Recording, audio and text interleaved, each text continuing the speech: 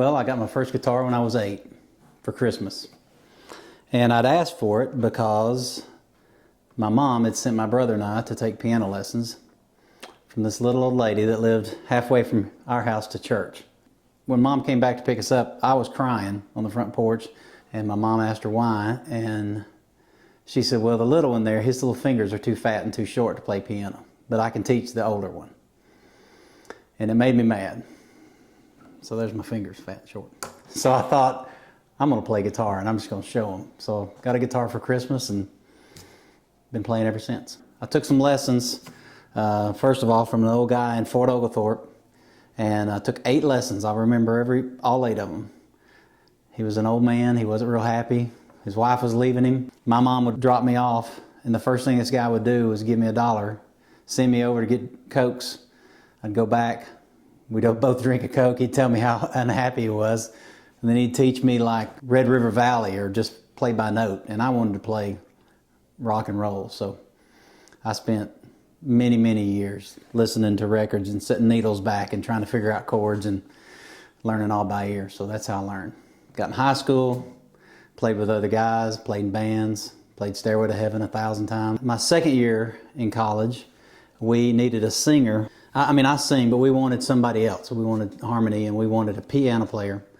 And so we put a flyer out on the campus and had auditions. We thought we would have auditions. Turns out that we had an audition. One person showed. And that one person was Patricia.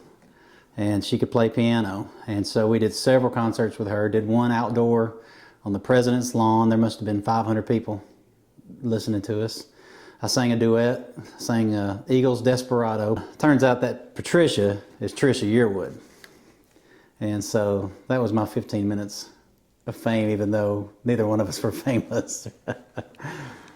We eventually got to move back home to our hometown and got involved in my original home church and played some in church, not a whole lot. Met a guy that knew some other guys. You've heard the old saying, I know a guy who knows a guy. They were in a band, but they were struggling.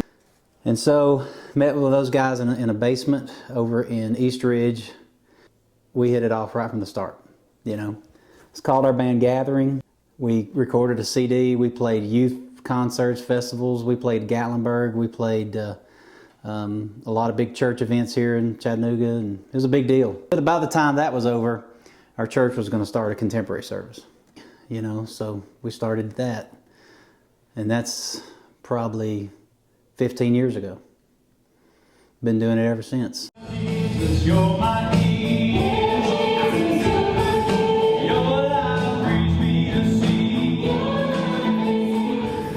So I've always thought the guitar was just the perfect instrument. I own a few.